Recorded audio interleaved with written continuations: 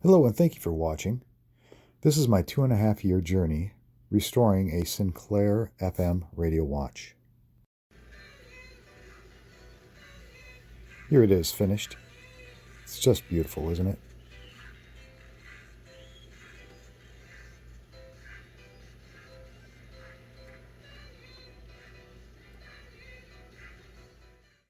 In 1984, Sir Clive Sinclair had produced the world's first FM radio watch.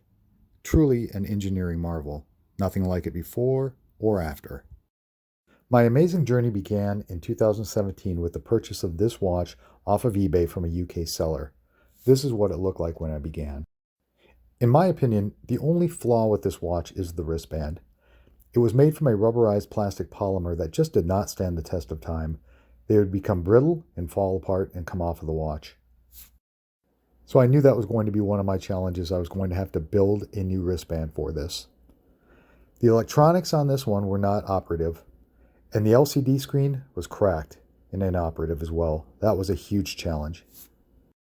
So began many hours of electronic troubleshooting. Without a degree in that, it was quite a challenge for me. Here you can see all three of the modules uncased. This is the FM radio module. That yellow thing is the tuner, and also the speaker amplification module. After about a year of unsuccessful electronics troubleshooting on my part, and fear that I would never find a replacement LCD screen to fit this package, I decided to start building my own modules for it. I was successful in building a new time module for the small package. However, I had no idea what I was going to do to build a new FM radio module. So I went back to the web looking for answers and came across a website that the original designer of this watch, Dagfinn Axons, had created. It's called thefluxworks.com. I successfully connected with Dagfinn, and being the wonderfully gracious, brilliant man that he is, he was able to assure me that the watch, being originally built to military specifications, was probably still operable, and I just needed to dig a little bit deeper. However, since Dagfinn was thousands of miles away, I needed to find someone here local in Minnesota that could assist me with old school wafer board technology, help me troubleshoot it, and get this thing running. So back to the web I went, searching for a local company that could help me with this. Luckily, I found Andy over at Proto Service in Eden Prairie, and after a short time, he successfully powered up the whole watch. This was awesome. I was so excited to have this thing finally working. However, I still had the greatest challenge up ahead of me.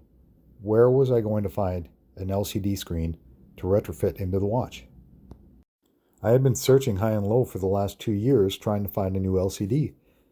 All of a sudden, out of the blue, one day, I found an LCD that was the exact screen that they used in this watch.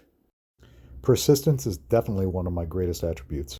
When I got the LCD and plugged it in and it worked right away, I was just out of my mind happy. It was wonderful. Now just one more challenge, put it all back together and build a leather strap for it. The watch has 2 batteries, one small one inside of the watch module and a much larger battery that is part of the clasp that is attached to the wrist strap. The power leads running from that larger battery back to the FM module, as well as the antenna for the FM module, were encased in the original strap. So in order to build a new strap, you have to build it around these wires. I wanted to make my wrist strap out of a fine leather, so it was pliable, would stand the test of time, and elegant. Here it is finished. I must say, as a product designer and inventor myself, working on the Sinclair FM radio watch, rebuilding it, was probably one of the coolest things I've ever done.